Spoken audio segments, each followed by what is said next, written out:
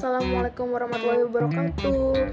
Hai semuanya, perkenalkan nama saya Ajeng Cestita Nariswari. Saya merupakan mahasiswi dari Universitas Negeri Jakarta, Prodi Pendidikan Teknik Bangunan. Nah, saya di sini mau melakukan simulasi pembelajaran dalam kelas nih. Kebetulan kelas kalian yang saya dapat. Alhamdulillahirobbilalamin, puji syukur kehadirat Allah Subhanahu wa taala. Berkatnya saya bisa ada di sini di depan kalian untuk mengajar kalian tentang volume pekerjaan konstruksi gedung, jalan dan jembatan, mata pelajaran estimasi biaya konstruksi. Nah, kita akan mempelajari bab 1 dulu nih. Ada kompetensi dasarnya 3.10, menerapkan perhitungan volume pekerjaan konstruksi gedung, jalan dan jembatan. 4.10, menghitung volume pekerjaan konstruksi gedung, jalan dan jembatan. Dan ada juga tujuan pembelajarannya. Yang pertama, menerapkan perhitungan volume pekerjaan pada konstruksi gedung, jalan dan jembatan. Lalu menghitung volume pada pekerjaan konstruksi gedung, jalan dan jembatan juga.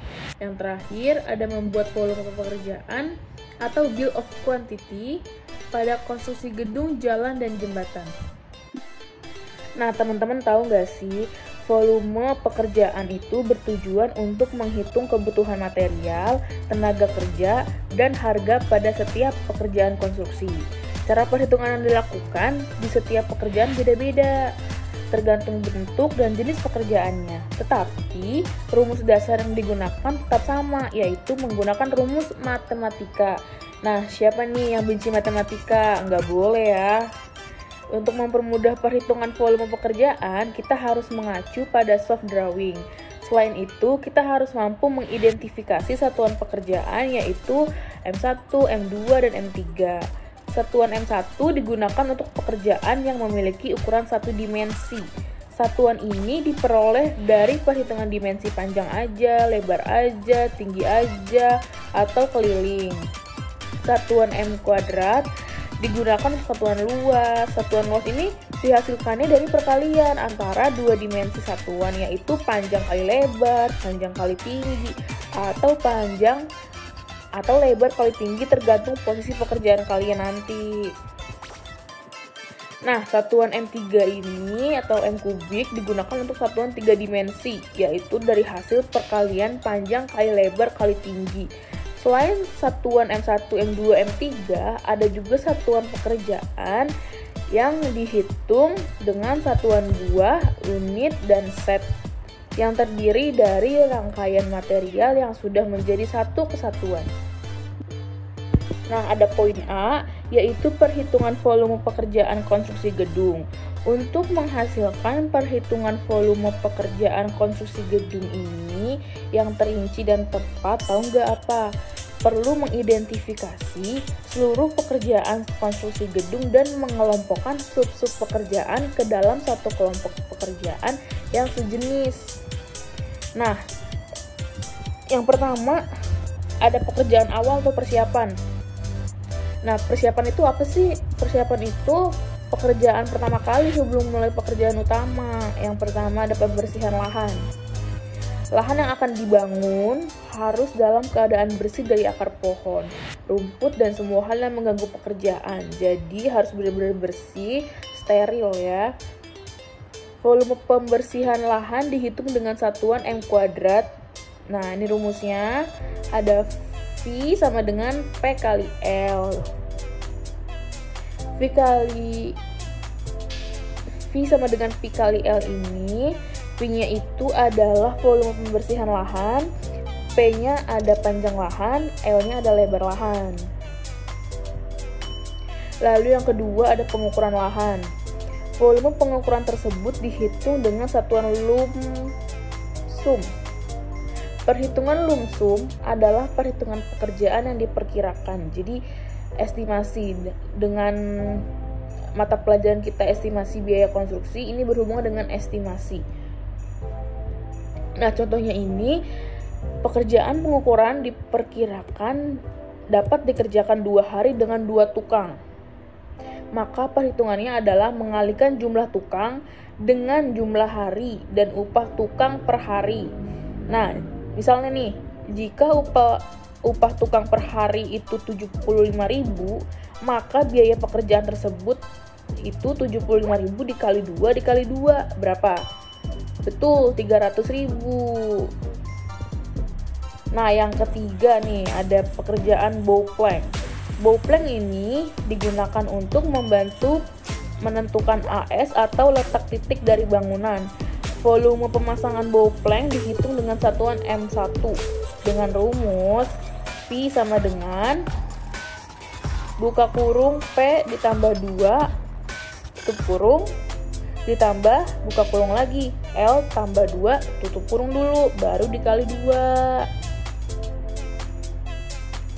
Nah, keterangannya V itu volume bow planknya, yang P ini masih sama dengan yang tadi, panjang bangunannya, dengan L-nya lebar bangunan. Nah, abis A itu B. Nah, yang B ini pekerjaan galian dan urukan. Yang pertama ada galian tanah fondasi. Nah, galian tanah fondasi ini dikerjakannya itu setelah papan bow plank dipasang mengelilingi bangunan. Jadi nyambung ya sama yang tadi. Nah, ini ada gambarnya. Lalu ada rumusnya. Rumusnya ini V sama dengan B kali H kali P. Keterangannya ini, V-nya ini volume galian tanah, B-nya ini lebar fondasi, H-nya ini tinggi fondasi, dan P-nya ini panjang lahannya. Nah, satuannya ini M kubik. Selanjutnya ada urukan pasir di bawah lantai. Urukan pasir di bawah lantai ini berfungsi sebagai penstabil tanah. Sebagai landasan lantai kerja atau adukan tanahnya di atasnya untuk diteruskan ke daya dukung tanah. Biasanya urukannya ini 5-10 cm padat, jadi nggak boleh lebih ya. Ini ada gambarnya, bisa diperhatikan dulu. Ada lantai keramik 30x30 cm. Ada adukan 1:3, ada beton lantai kerja 1:3:5, ada pasir uruknya, ada tanah.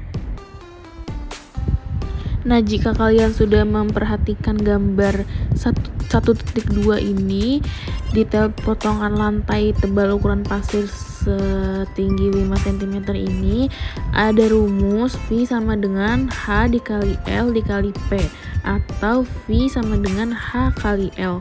Dengan keterangannya, V adalah volume ukuran pasir, ada H tebal ukuran pasir, ada I lebar ruangan, ada P panjang ruangan, dan L luas rantai keramik.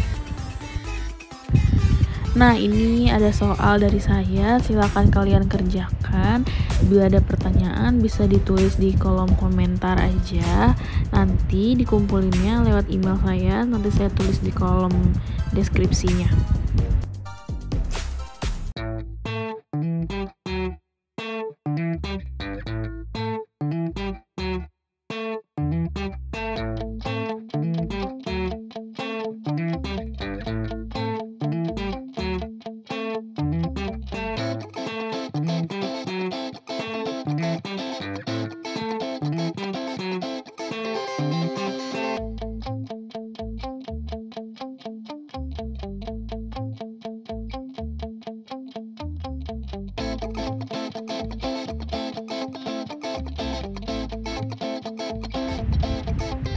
Nah, ada soal esai juga dengan 10 soal. Kalian bisa kerjakan dengan sebagai berikut.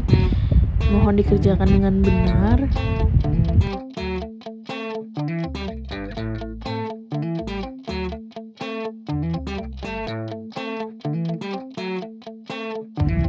Nah, ada uraiannya juga. Kalian bisa menjelaskan jawabannya dengan sejelas-jelasnya supaya dapat dimengerti oleh saya dan kalian juga.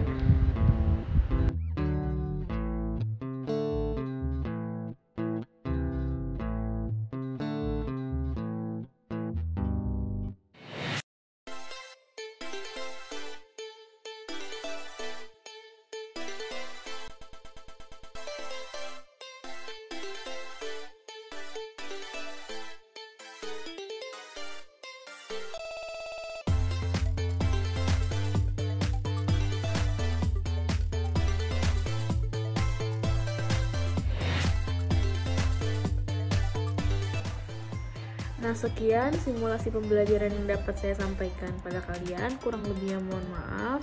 Bila ada pertanyaan bisa di kolom komentar. Wassalamualaikum warahmatullahi wabarakatuh.